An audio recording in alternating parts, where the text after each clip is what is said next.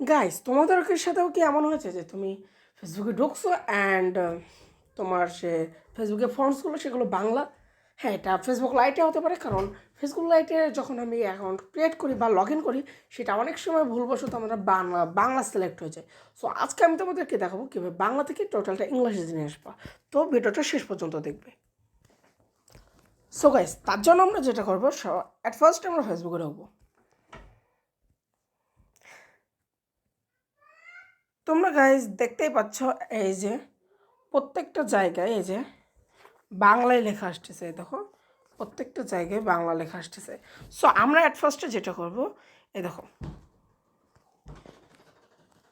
এই যে কোনায় দেখতে পাচ্ছ এখন 3 লাইন আছে, এটাই ক্লিক করব।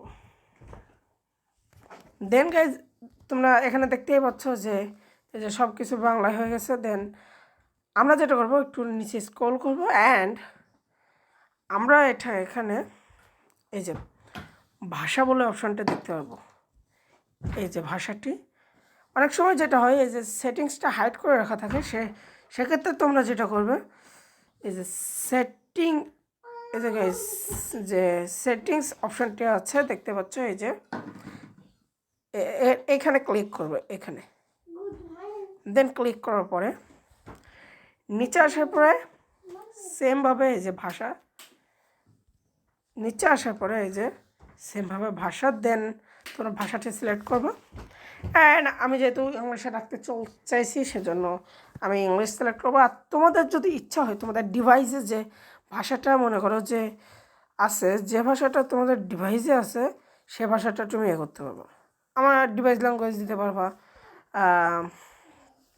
এই যে ডিভাইস ল্যাঙ্গুয়েজ দিতে পারবা, ইংলিশ আছে, বাংলা আছে, অ্যান্ড এখানে পৃথিবীর সমস্ত ভাষা আছে। আমি আপাতত ইংলিশ সিলেক্ট করতেছি। সো গাইজ, আমি এই যে এখান থেকে এই যে ইংলিশটাই যদি তুমি একবার ক্লিক করো, এই যে দেন তোমার ইংলিশটা সিলেক্ট হয়ে যাবে। কিছু লোড হওয়ার পরে তোমরা দেখতেই পাচ্ছ গাইস, দেখো সব জায়গায় কিন্তু চলে এসছে।